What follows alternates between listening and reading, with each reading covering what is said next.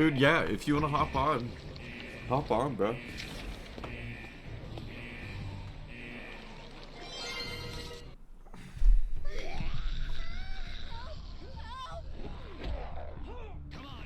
Let me see. Yeah, I gotta go on my end and turn this off. What I'm gonna do, I found a clever idea, and it was like a tip I got, but it was like to do segments and also have like random moments of doing whatever you want on stream. So like that, what I just did was a segment. I'm gonna take that and highlight it and make it into its own YouTube video, just as a stream VOD.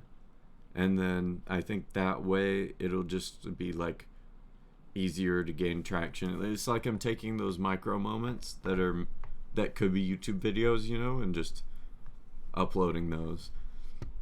I think it's a cool idea doing it like that, really.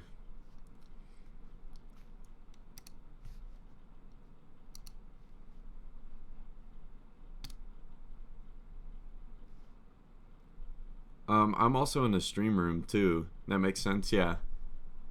Right? It when the guy explained it to me, it wasn't like a direct explanation to me. I was watching like tips and whatnot on it, but it was by one of the bigger guys. I think it was Ludwig. He said to do that because it helps so much to have those segments because YouTube is like a stable community. And he said really smart things. He's like, you need your bedrock, which is your bedrock of your community, which is your layer of content to support all of the streams you're continuing to do. So without that layer of content, which is the bedrock, your viewers won't have anything to fall back to on watch for hours when they find you.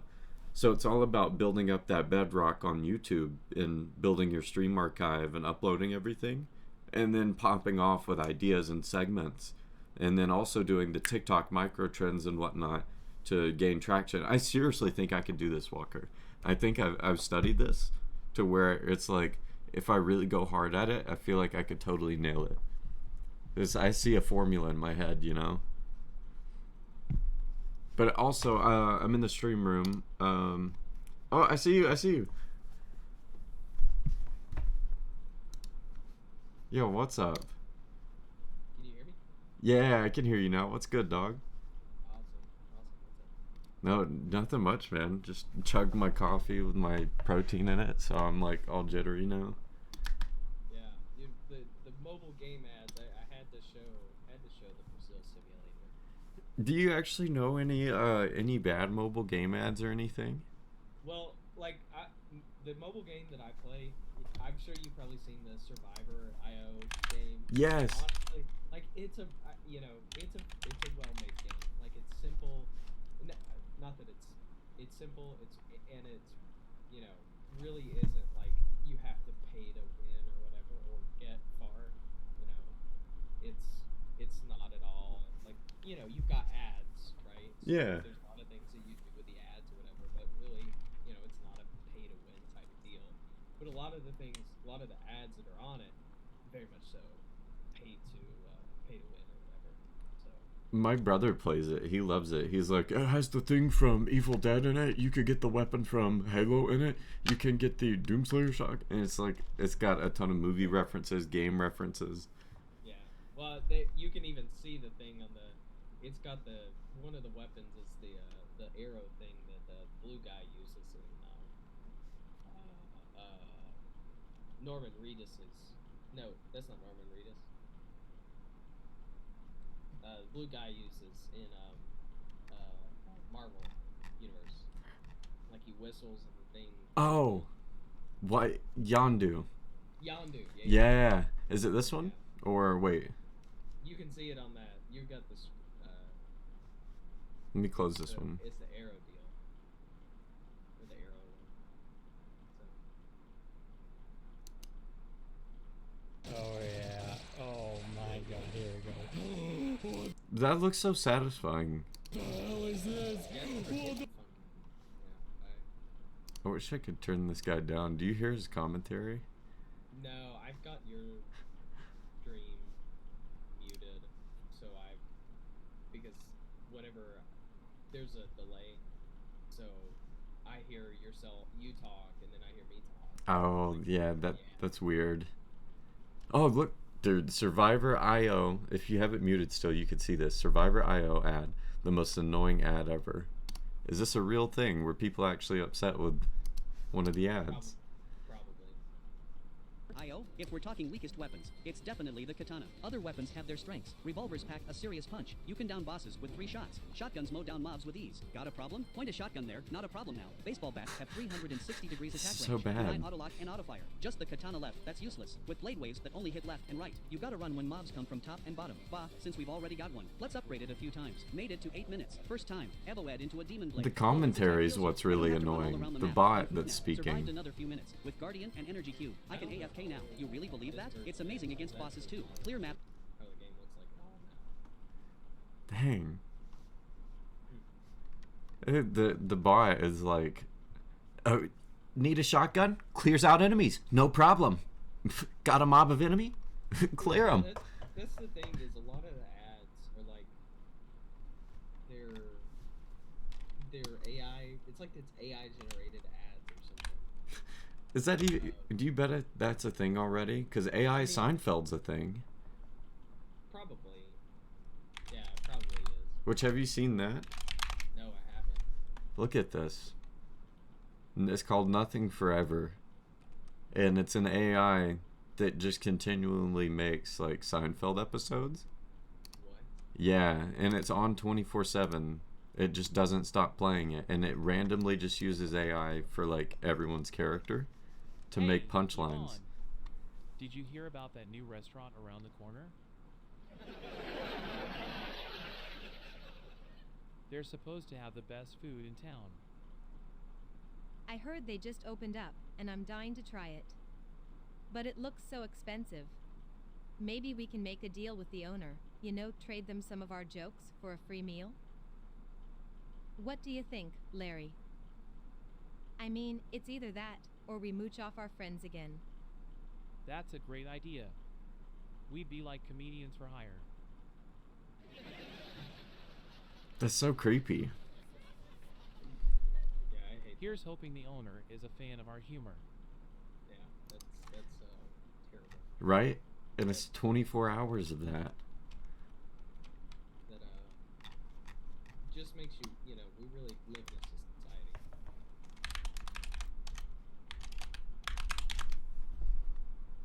Commercial by AI. Heinz AI Ketchup was posted 6 months ago. Nah. Ketchup goes AI.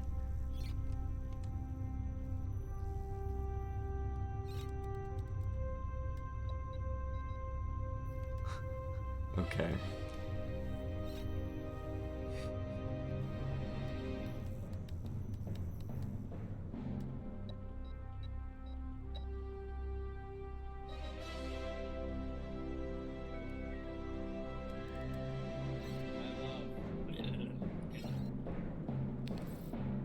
Okay, that is smart. Sorry, that was so loud. I couldn't hear what you said right at the end, but that I'm like blown away at how smart this ad is.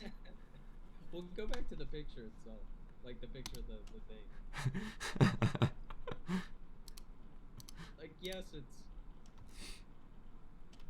this is Heinz ketchup. It is. But it's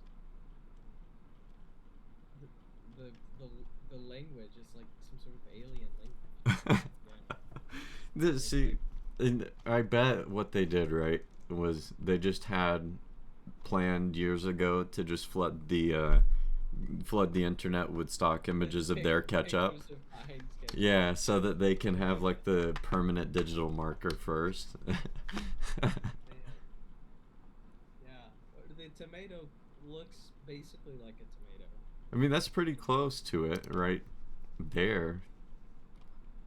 And the green and gold of the logo, it's kind of getting it. Why is the ketchup in quotation? It's just like, oh, we sell ketchup. This is ketchup. This is totally ketchup. Well, it said no matter how they asked it, which we have ketchup renaissance coming up, apparently. I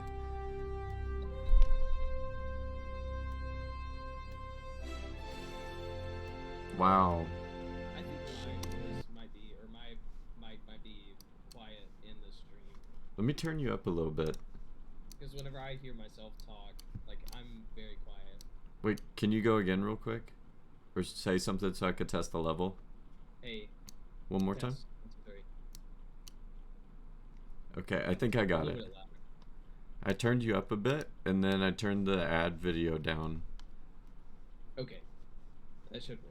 Yeah, Caden hopped in here. I was telling you about this game months ago, Yondu. That was their first ad. Now they are top game on Ad Store and don't make garbage ads. Yeah, they don't make garbage ads, but a lot of the ads that they'll put on there are pretty garbage. Or not, like, a lot of the ads that you'll watch to, like, get whatever, you know, will turn out. They'll be, like, garbage ones, for sure. Yeah. Which, I haven't seen recently a mobile game ad that's enticed me to play it, really. Well, it's because you're not on Android games. Oh, true. Is that where all the jank is? That's where all, the jank and the dank is. It's a cesspool. Of, like, fake Spider-Man game. Like Spider-Man It's 2. not Spider-Man. It's like a slinging web person. Swing boy. Swinging web teen simulator. No, one thing I saw about like Android is that like Google Play doesn't really have restrictions on that stuff, so you can kind of post really whatever game and upload it. Yeah. And you get away with a lot. I think it's it's like, you know, I don't know what the rationale is for making those. Like, why would you make a bad? Why would you make a mobile game ad like that where it's like, yeah. It's so weird. You know, I don't, you know, what. Which have you seen? I don't know. I'm not gonna play this video, but this thumbnail, it's a picture of like Kanye and Kim as these characters or whatever. Why does Kim look like she has no clothes? I don't think she ever will.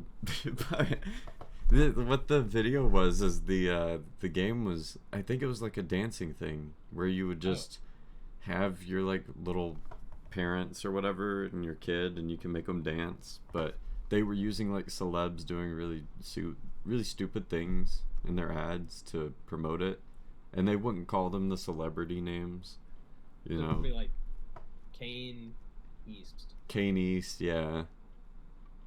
Kim. You can't even say the last name. Cam Kardashian. Camera Kardashian. Yeah. Oh, I like this one though. The Blue Baby. Top 10 mobile games of 2023. New games revealed. This is big.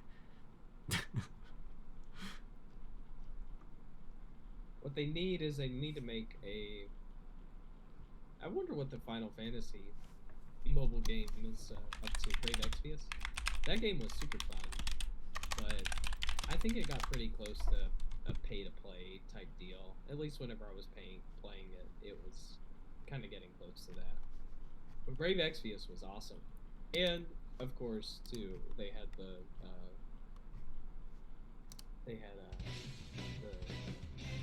Oh, it's like a turn-based RPG. oh yeah, it's awesome. It was super cool.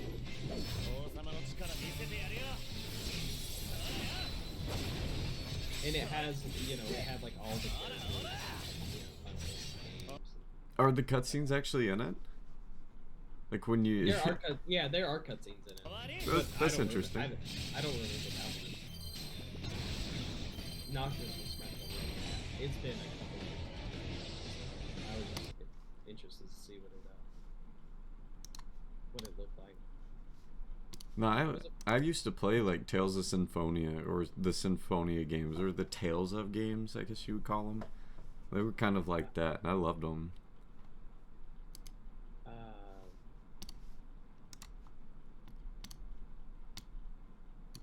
I figured out the problem. It's my Opera browser. It's just like cranked out of the wazoo right now.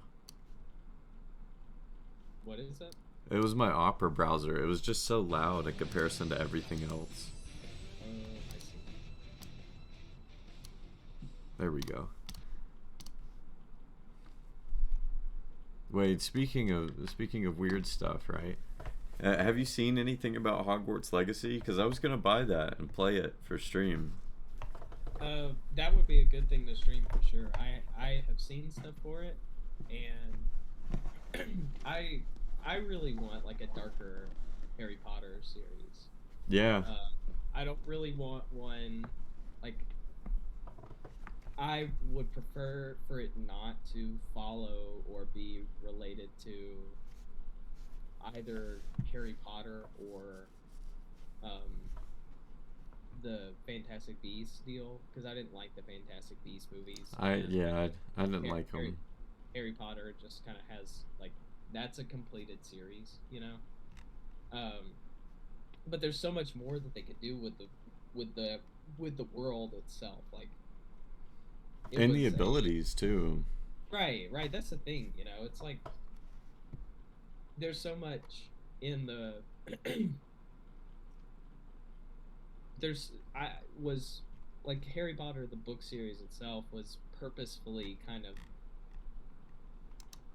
not condensed, but it was purposefully kind of narrow in the world building itself. But the world, the wizarding world, is. There's so much that you could do with it. There is. The potential's nuts for like just to be able to break the world around you with any type of magic and like the power scaling that's already kind of in place in the universe.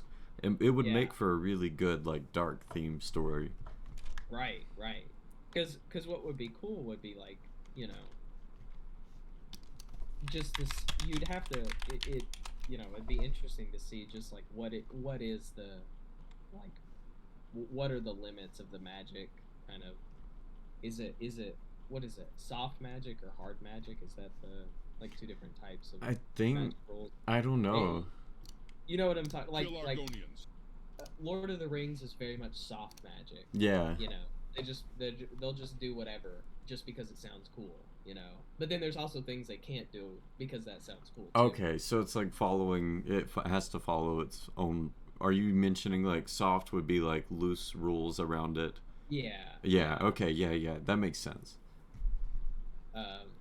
So soft magic system is like, it doesn't have specific limits, but a hard magic system definitely has specific limits. Oh yeah. So. And would that be a hard magic system, Harry Potter? Harry Potter it'd be more so on the hard magic system. Like it wouldn't be so much like Dark Souls. Yeah. Dark Souls, you know what magic things you could do. Most video games, you know what all you can do. But with a book or with a movie series, it's gonna be a little bit more soft. But like there's already some, you know, kind of limits like. With the exception of one or two characters in the movie series, everybody had to use a wand to cast the magic. Like Hagrid had a broom, and the one dude with the eye patch had to have he had a staff. But other than that, pretty much everybody has a wand. Oh, that's cool. I talked about it on the stream the other day. I was like, I like it in Skyrim how it is, where I can shoot it out of my hands and have them as the vessel for the magic. And then I was like, but then again, I can also see the principle for like tying the magic to something so that your characters are real and have real consequences.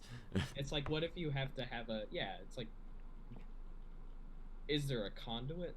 You know, do you need a conduit for the magic? Yeah. Because you don't, you know, Jedi don't need a conduit to use the Force. True. I didn't think about it like that. They just have to be able to, they've just got to be able to control whatever the thing is, the Force itself, or the midi-chlorian. The midichlorians, your midichlorian levels. Yeah. I think that's how it works. Oh, speaking of midichlorians, and a segue, a guy who I know has too many of them is Vin Diesel, based off the look of him. Do you think he's a Jedi? I think didn't he mention he wants to get into it was some rumor like forever ago. He's like, I want to be a part of the Star Wars universe. It was something like that. And it never ended up happening. They were like, no. But I think that was like right before he got Groot or something. It was along that kind of line. But I do believe at some point he was in the Star Wars universe as something. He's got to be. Would he be a Sith or a Jedi? Was he Babu Frick? Babu Frick. That sounds like Vin Diesel. He was Douchepalooza. Oh. Is there... Darth Diesel. Darth Diesel. Yeah, look, this is a real clip from the movie. This is from the latest Star Wars movie. Jason Statham versus Vin Diesel. No, look at this. Vin Diesel talks for Star Wars movie. He would probably be a good like another Mandalorian or something like that. He could be what they need to do, like, yeah, more bounty hunter-esque characters. Yeah. He could play a big dude. But he's getting old. Did you see this trailer, the Fast X one? Oh no. Dude, turn the volume up for the stream. I'll let it play. We gotta soak it in, because it came out 2 hours ago. Oh, okay. Fast X trailer. We'll just do IGN. Here we go. Dom, your family is about to go up against the only thing they can't handle. You. Whoa. This isn't the trailer. This is it. It's sad and dramatic. That this road has been very hard. And yet here you are, building this magnificent family. What's going on in that head of yours? Something little B said it. He said, Dad, they're not afraid of anything. But I am. I'm afraid of losing someone I love. Dude, he would do good in a God of War movie. You're about to learn all about fear. Not as God of War. You built such a beautiful life, filled with love and family. I never got that chance. You stole that from me. My future. My family. Yeah, I'm wondering how they're gonna tie it into this with him. I'm gonna break yours. Piece by piece.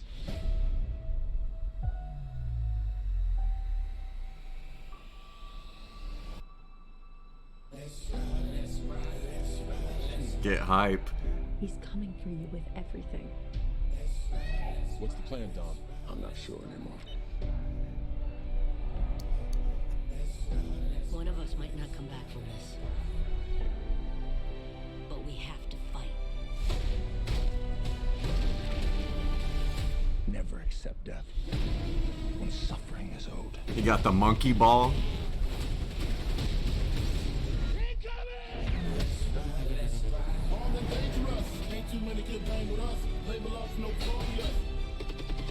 It's a setup. He's trying to tear us apart. Winning used to be about winning. We raced for respect. Today, I raced to stop the bloodbath. That's the problem with having such a big family. How do you choose the ones you save?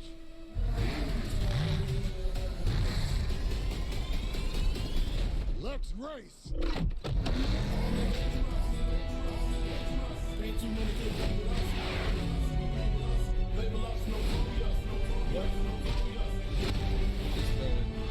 You still know how to drive?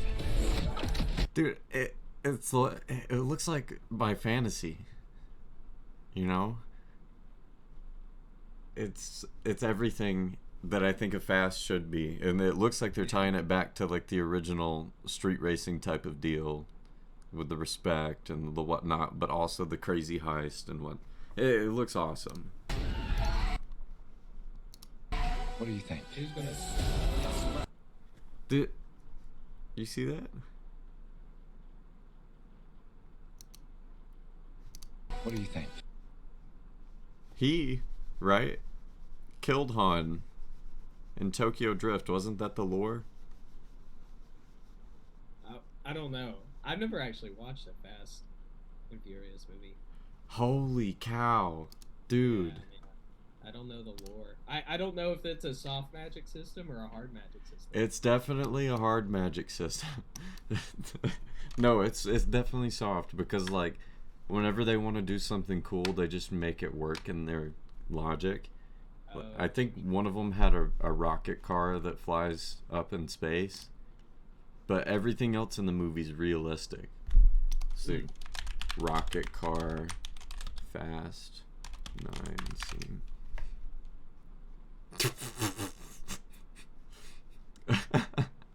That's ridiculous.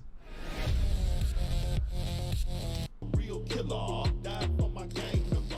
Gun killer, no bang, no killer, no killer.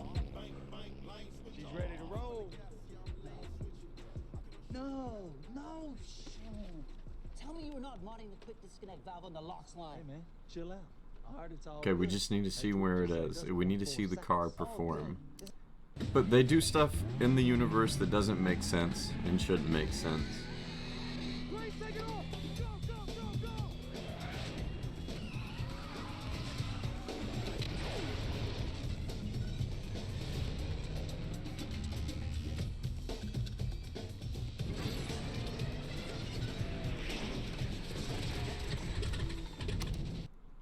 But that's really hype though. That's pretty cool.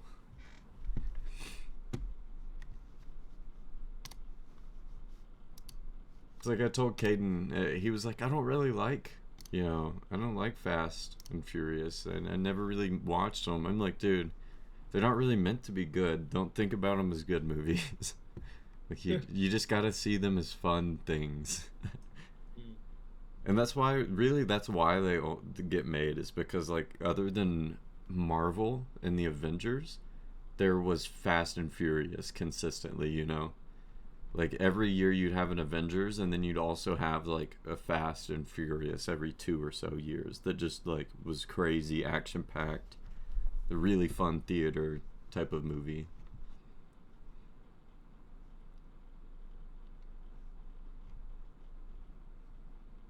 Dude, shout out YouTube movies though. I watched Scream the other night, and with Opera, I had my ad blocker on. I got no ads, bro. Go Opera. Right? You can watch like any of these, and it says free with ads, but you don't really have to.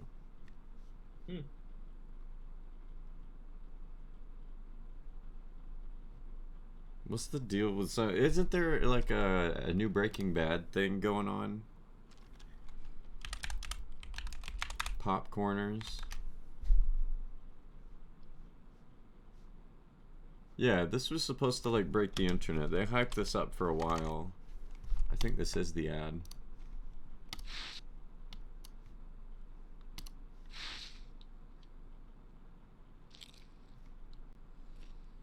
Yo, these are the bomb. And they're air popped, not fried. Popcorners. You're an artist.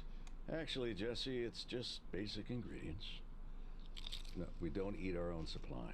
Mr. White. Jesse. Everyone's gonna want to taste. And I know just the guy to talk to. What are these?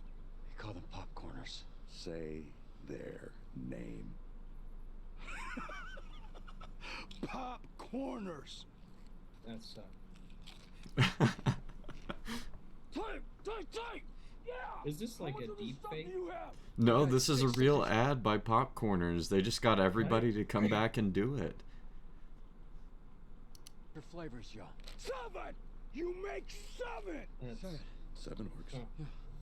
Popcorn. But it is off, isn't it? There's something off. His face is way too smooth. I think that's what it is. They may be like de-aging them or something. Or just heavy makeup.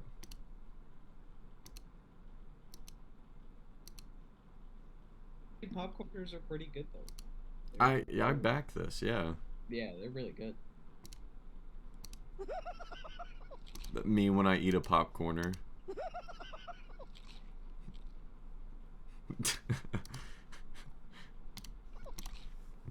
Shout out popcorners, white cheddar flavor. I will agree, the one that they used in the trailer is best suited for it. Just white cheddar's the goat. I like it most out of all the other popcorner flavors. Okay, so I've got a topic for banter Oh yes. for you. Okay. So Stoicism and how it contradicts and goes against the top G mentality. Okay. Okay, right. So whenever I say the top G mentality, what do you think? I'm thinking Andrew Tate, like Okay. disrespectful, Okay. Disrespectful. a little sexist, you know. Sexist, right. Right. This idea that you need to Command the room. you command the room. Okay, command the room. You command finances. Mhm. How do you get your money? Well, you get it at the exploitation of other people as much as possible. You don't care, right? Top G people, top G's don't care about exploiting. If they can get their money, they're gonna get their money, right? Yeah, so they're like the people who will do it even though it's dirty. Right. There are, a lot of people, especially like young men, even though Andrew Tate is in jail as of right now, last updated, he knows he's in jail for child trafficking.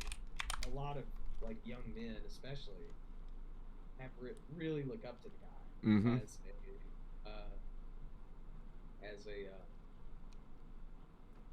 As a model for how they should live. And I want to posit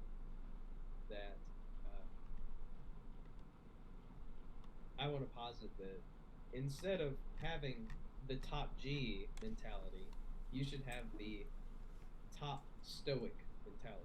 Yeah, the Aurelius mentality. Yeah, the Marcus Aurelius mentality. I would say, yeah, to a lot of the people who do look up to him or Andrew Tate, mainly they like him.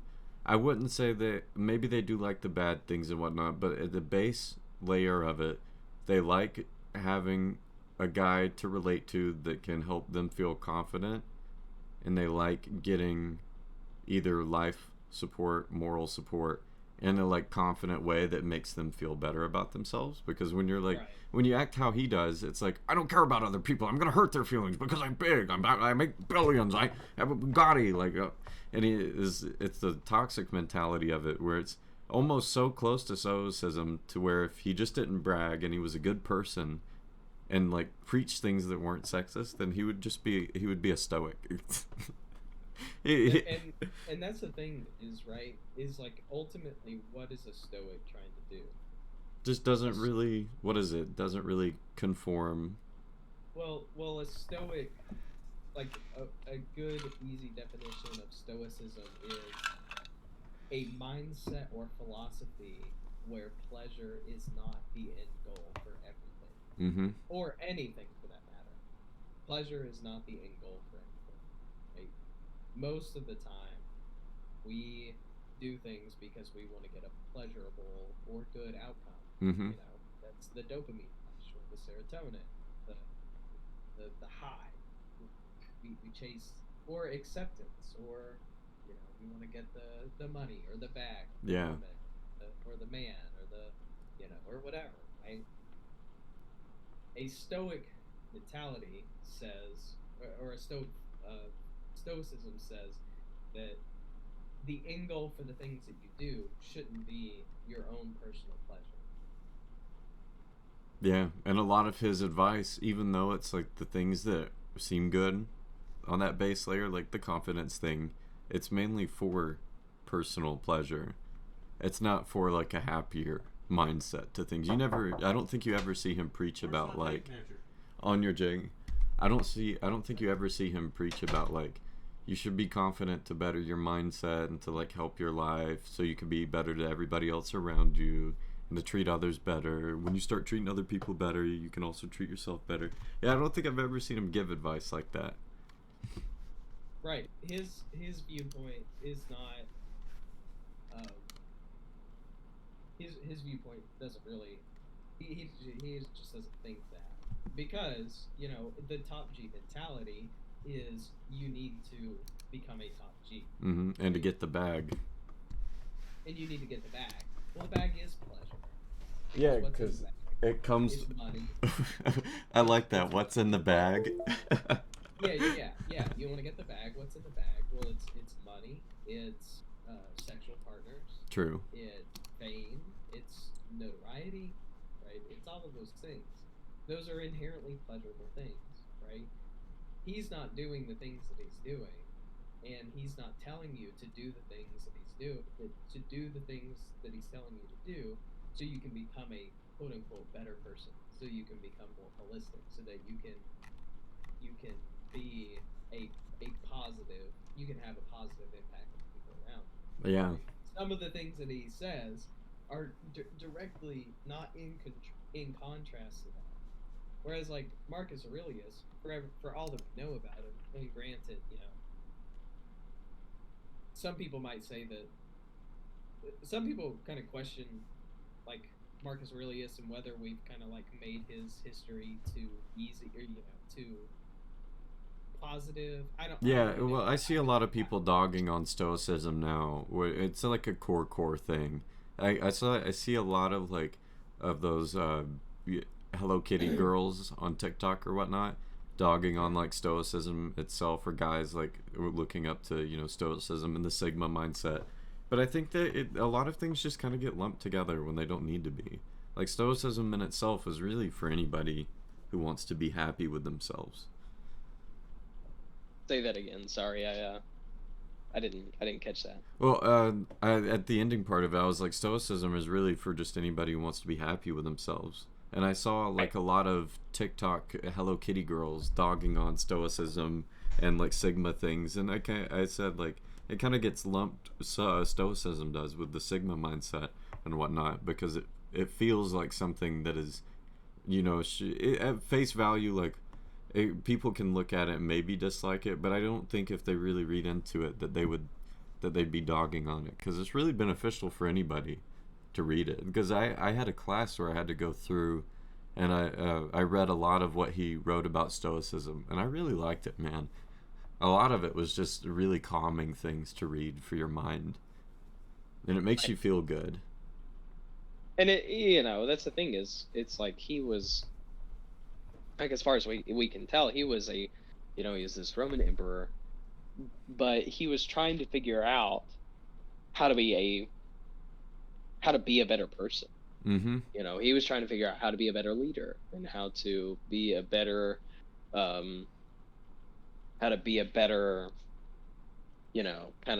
whatever he needed to be. And a lot of what he said is, it was almost 2,000 years ago. But if you go to a therapy session, the therapist is probably going to tell you a lot of the same things that he said in Meditations, chief of which is like controllables versus uncontrollables, where it's like, true, yeah, there are things that you can control, and there are things that you can't control. What are you doing about the things that you can control in your life, and how are you coming to terms with the things that you can't control in your life? And that's a big deal, because there's definitely things that I used to worry about trying to control, and like they would stress me out and worry me out for so long.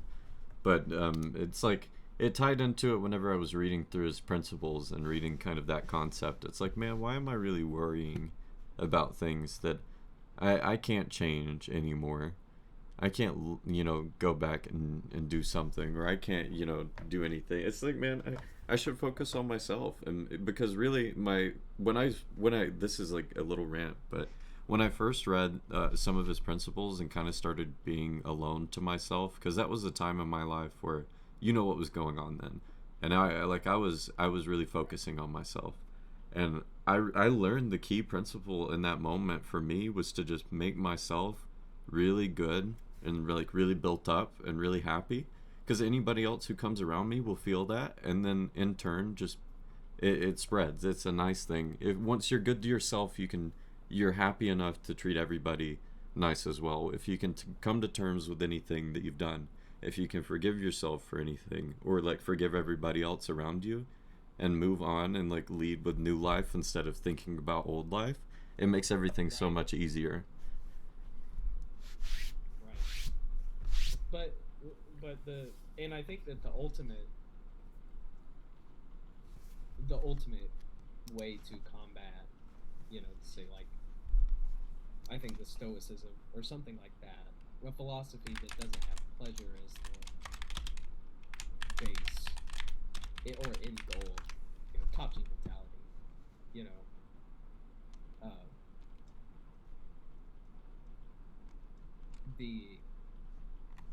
the way that Stoicism or something like that combats the top G mentality is that what it does is it will make bosses leaders. I think is one way to think about it. It'll make bosses leaders, right? So there's the image of the boss versus the leader. A boss will step on the shoulders of the worker to get to the top, whereas a leader, even if the leader's on the second, is above the worker, will grab the hand of the worker to help them up as well, right? Because top G, it's just you, and it's your bag. Nobody else is trying to get the bag. Yeah, you're the top G. Right. But Stoicism is you controlling is you controlling your emotions, controlling your reactions to things, so that you can lead, or so that you can contribute positively to the people around you or to society or whatever, right? That's the way that that's the best leaders. I would think that the best leaders are going to be that type of person. I would say so as well. You want it to be somebody that's not going to be overreactive or be volatile. You don't want a volatile leader. We saw that with our last presidency. True. Right. Well, and really, many presidencies are volatile. Right. Well, in today's times, most political leaders are volatile. Because they don't see themselves as leaders anymore. They see them, the presidencies become this is my chance to do these things against the other party. It's man. Right. And you're trying to be the top G. Yeah, there's a top G in presidency. Yeah. So and that's the thing is,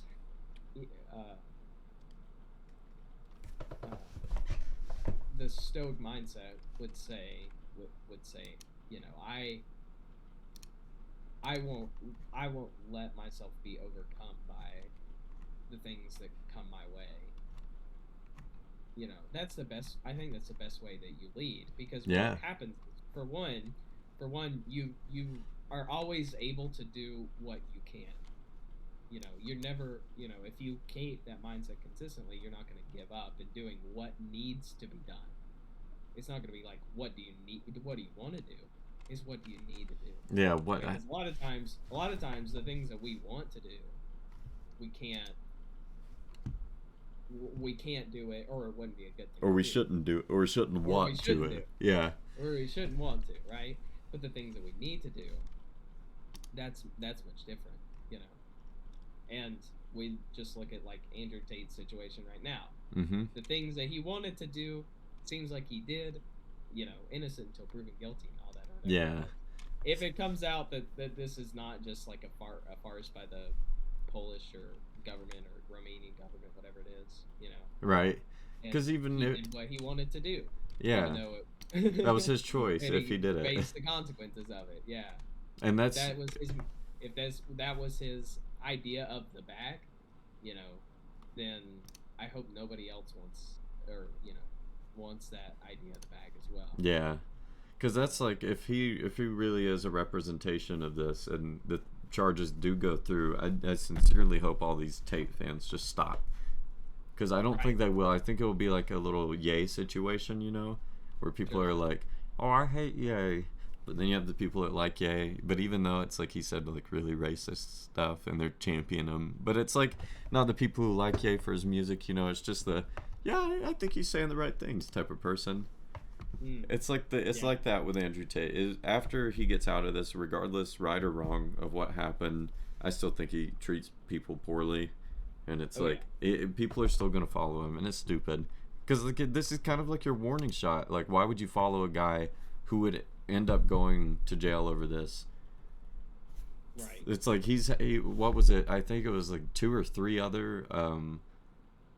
I don't know if it was failed investigations or failed attempts, but there were 2 or 3 other incidences of him in human trafficking being involved. And he just now gets in for it. So like, I don't know, it kind of adds up when you're doing stuff like that. And I don't think the charges the other human trafficking incidences were like rumors for a while, and now it's finally happening. So it's like, dude, don't do this. Like, it's so bad, and people who look up to him it's sad. Did you see there was a streamer called Aiden Ross who did like an interview with him and hung out with him and started like looking up to Tate, and now he kind of like follows Tate almost blindly in a weird way, and he acts like quote unquote Sigma or whatever, but I don't know. Seeing like clips of this guy, I don't particularly enjoy anything he puts on. I don't either. It's like his talks are really weird. Maybe he talks to interesting people, but like himself, he's just, you know, he's like a meme kid. It's like an Instagram kid. They had a chess match, but Aiden was acting like really zesty the whole time towards him, and then Tate's sitting there in a like bathrobe with a cigar playing chess. But bad mentality.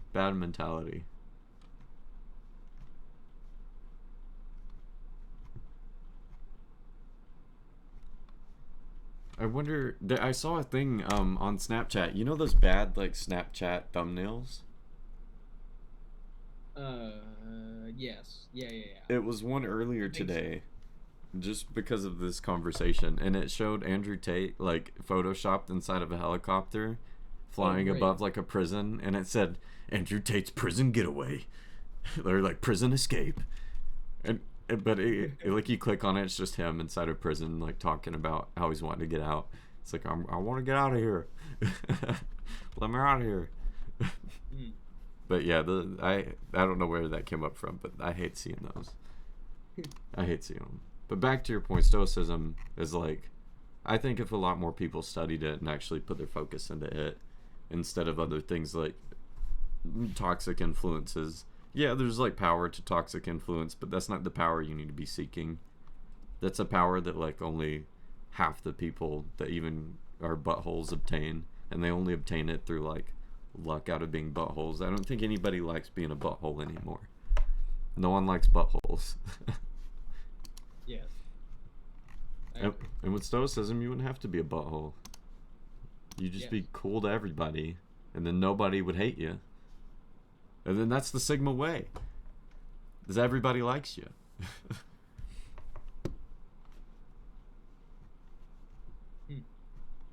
I don't know. Like Vin Diesel. You think he's a? I think he's just with for his family. You know. That's Would you call Vin Diesel the real like new Aurelius? He's a stoic for sure. If he's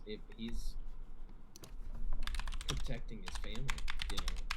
Yeah, he's got the nice car or whatever, but it's for the. Stoicism, the Black Swan, and the Resurrection of Vin Diesel is an article title. What an article. That's awesome. That's a great title. As of writing, Vin Diesel's IMDb star meter is up 600%. Wow. Where does it talk about Stoicism in this article about him? Is this a Control F moment?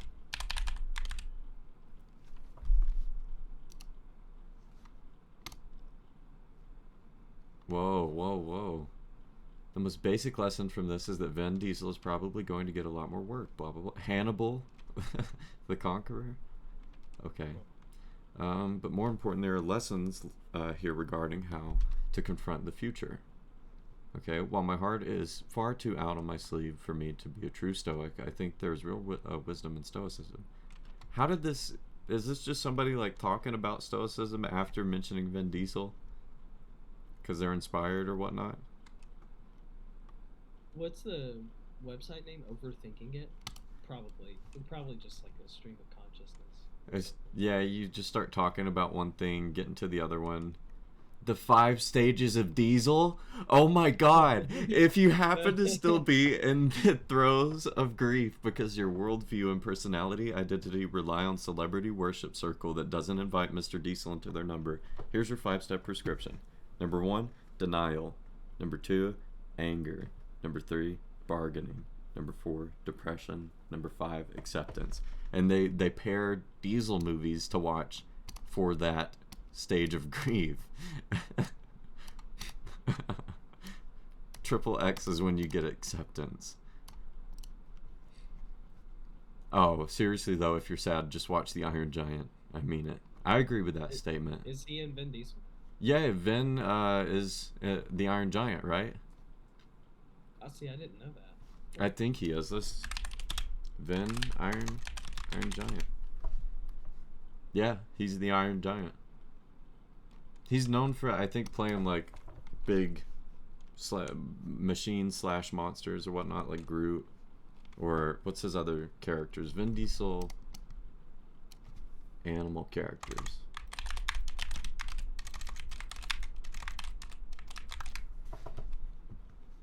He Baby Groot. Oh my gosh.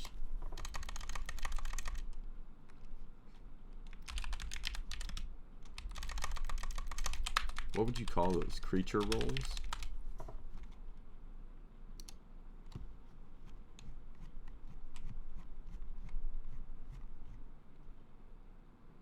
What? This doesn't even look like Vin Diesel. This looks sad. What? That can't be him. Wait, that's what's his face from the guy on the right. Peter Dinklage. Yeah. That looks like an alternate timeline. Yeah. I think you have accidentally you're in the wrong timeline. Yeah, I need to get out of here. What? He said he was in a war movie? I didn't know. Yeah, I didn't know he's in a war movie. Saving Private Ryan? I didn't know that. Saving Private Ryan at that. As Private Adrian Caparzo. Wow.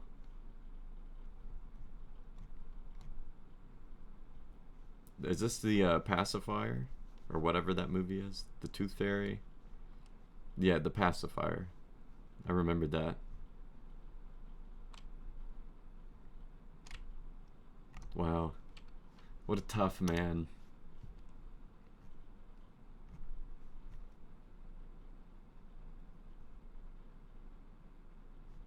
Top 5 most badass roles of all time.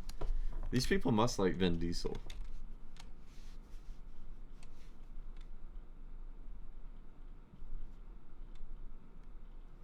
Who's an actor that's popping off right now? Bing Chilling. Bing Chilling? With John Cena? Ice cream?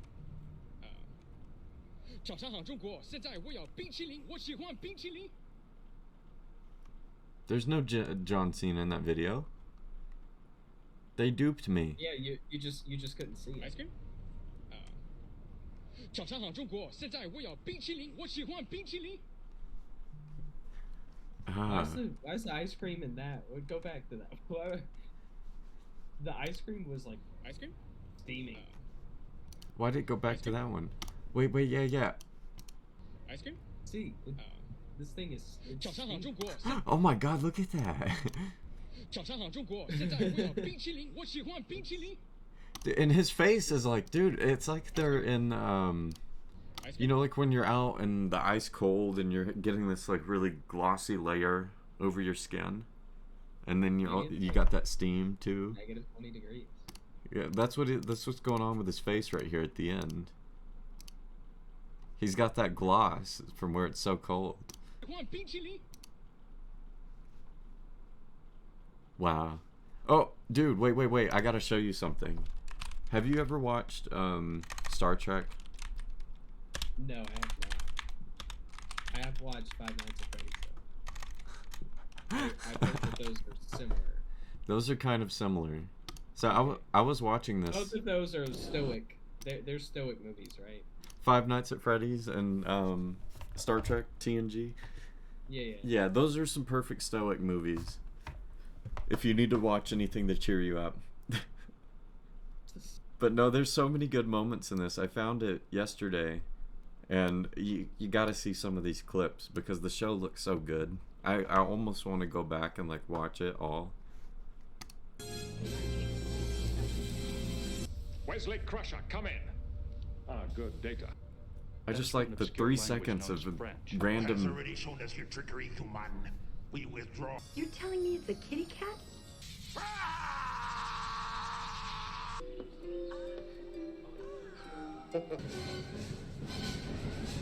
This is sex.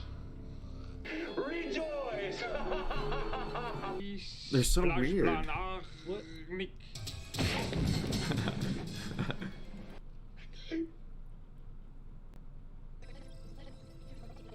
Why is he painting? He's a robot. Android thing. It's calculus. What's calculus? You Bulgarian sludge rat! I'm sorry. Early bird that hesitates gets wormed. Very important to us. Why? It's happening again. And the liver that I want to watch this so badly now. Eager beaver? Interesting. My dear Watson. What? What is that? It's like an alien. It seems it's like worse than the stunts for the old Doctor Who. Oh, old Doctor Who. Even new Doctor Who had bad CGI, bad special effects. Ew. The Marvel scene, the Chickle Chan head or Pickle Chan head looking at.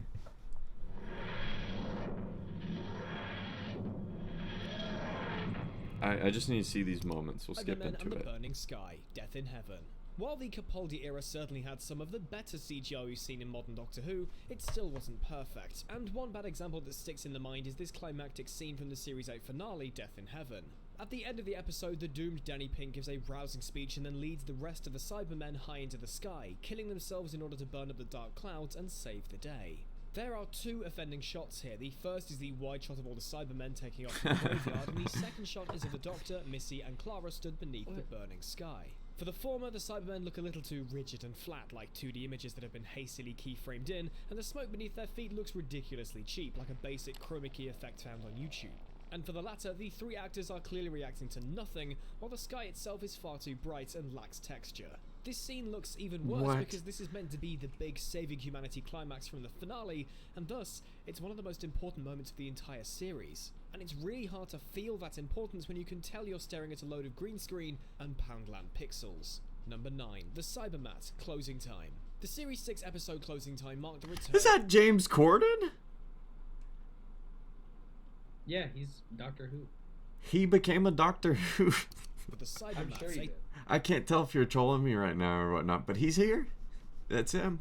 A small robotic creature Well, that, I'm due not to their size, are much trolling you, but sneakier than the he's Cybermen. trolling. This makes them great for infiltration purposes, and that's exactly what they're up to in this story, being used by the Cybermen to harvest power from electrical sources. The episode brings the Cybermat to life with a mix of digital and practical effects, and while the practical ones are strong, the CGI looks absolutely terrible. There's a scene where the Cybermat attacks the Doctor and his friend Craig with 1 or 2 shots it's his featuring the friend digital Craig. Cybermat. The way it lunges at the two men looks fake as balls, and you can tell that the actors were struggling to react to something that wasn't actually there. Plus, the shot that occurs right after the Doctor whacks the Cybermat with a pan is entirely unconvincing, with the look and movements of the computer-generated creature meshing terribly with its real-world surroundings. Since it's only That a is really couple of bad. shots, this is one of the more tolerable Yeah. instances of bad CGI. I think that's maybe but it's part of still the gimmick really or bad, something. and definitely earns a spot on this Yeah, and list. it's like so quick. I Number mean, 8, the spinning tree, the Christmas do you really Invasion. care? You know. David Tennant is barely in his first Doctor Who episode, The Christmas Invasion. He spends half of it lying in bed recovering from the effects of regeneration.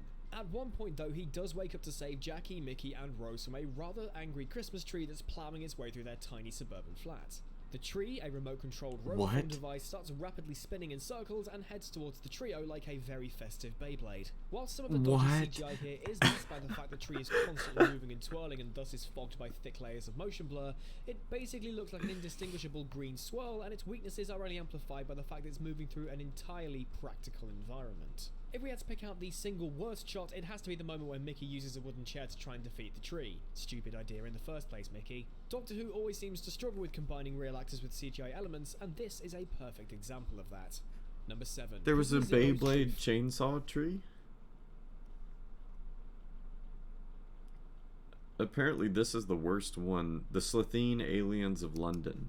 Emerge from their human costumes, see the climax to Aliens of London, is downright embarrassing to watch. Oh. This one is a shame because What? again, the practical costumes are really, really well Whoa. done.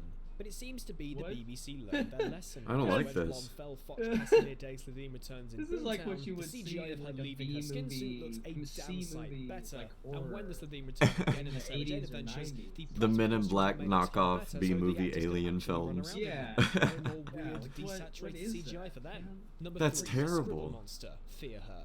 Fear Her is a really dull episode with a great concept at its heart. The villain of the story is a young girl, Chloe Why does she- Webber, why who does can she draw face any like that? person on the planet, and She that looked person will cracked become out. stuck inside the Yeah. paper she uses. In addition, Chloe can also create living Oh, that's beings cool. from her drawings, which is how the episode Scribble Monster comes to life. Chloe just scribbles on paper. This monster attacks Rose when she's investigating a garage, springing from the shadows and leaping at her face, and it's literally Oh, a visual mess. It looks like a image that wiggles a little bit, and there's no sense of depth in the way it's been executed, giving no sense this monster is actually there in front of Rose. To be fair, you could say this effect is meant to look shoddy because it's based on a young girl's scribble, but even if that's your angle, it still looks bad. Number 2, the That is Lazarus pretty Monster, bad. The Lazarus Experiment.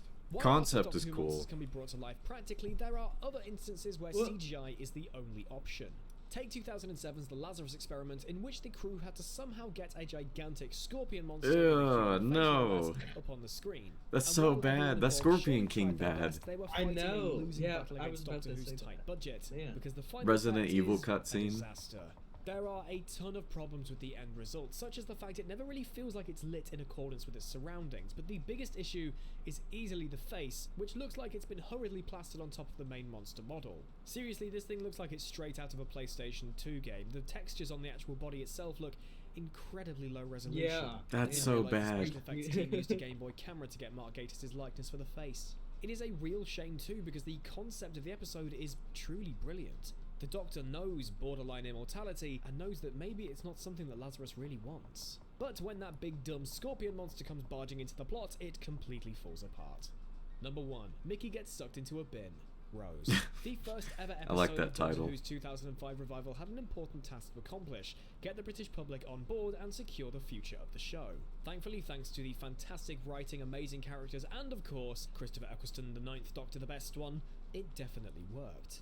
However, one thing it didn't get right were its special effects. After the incredible Oh, these title are Mortal sequence, I Kombat still think special it's not been effects. beaten yet to Yeah, this oh, day. man, The majority yeah, of the even CGI goes a bit downhill, with the cheap-looking explosion at the department store, the iffy-looking nesting consciousness, but most importantly, the moment when Mickey gets sucked into a wheelie bin. Poor Noel Clarke had to pretend that his hands were stuck to the gooey, stretchy, rubbery material coming from the bin, and he does give it his all, but it must have been just as embarrassing to film as it was to watch. Everything about this scene is wrong, from the sound effects to the way the bin moves to the obvious green screen, and honestly, we're kinda surprised that showrunner Russell T Davies was brave enough to leave this bit in. One saving grace though, the That's bin does goofy. burp. As silly as it is, I wouldn't change it for the world. And that is my list of iffy Ew. CGI moments in Doctor Who. Are there any egregious examples of crap CGI I've missed? That sucks. Yeah. It's Deadeye the camera right now. Can we get an emote of that? You put that as an emote in the chat. Yeah, I wish I could get affiliate, and then I could actually put emotes in. Dang. Which, if I look at the stats, we're not super far off. I just have to have like, I think it's 3 viewers consistently for like a month or something, and then it lets me. Well, hey man, I've gotta get off. I'm gonna run. I hope that the rest of the stream goes well. No, yeah, thank you for hopping on and talking, dude. Much love. Of course. All right, take care, man. All right, you too. Have a good day, man. You too. See ya. All right, shout out Walker, shout out Walker, shout out Walker for hopping in the stream and enjoying it, having a good time, good conversations, amazing as always. Like to get him on some more, perhaps do an IRL stream with him, and that would be really fun. So yeah, we went through, we had some segments and looked at some random stuff. Now I think what I kind of wanted to get into was either like something chill, maybe like for DMZ, whatnot, just something chill that we could chill out on, and have a good time with. So give me just a second. Oh, sorry, I'm yawning. I need to get my lunch made. I need to get that protein pack in. Okay. We'll close this out, close this out, close this out.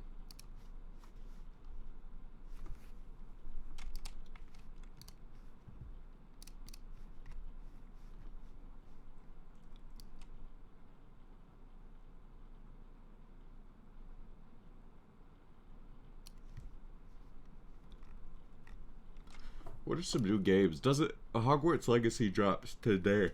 Oh my god. Today. I kind of want that. That'd be fun to play, but I want to get Elden Ring 2. There's so many things I want to get. There's so many.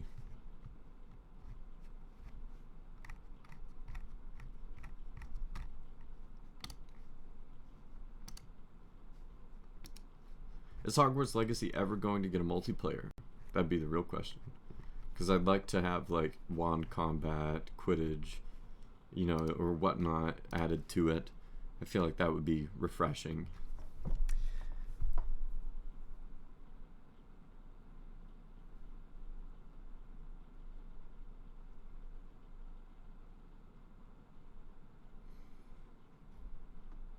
Okay, so give me just a second. I'm gonna throw the stream into BRB. I'm gonna get some food. I'm gonna get a drink, and we're gonna hang out and do some other stuff.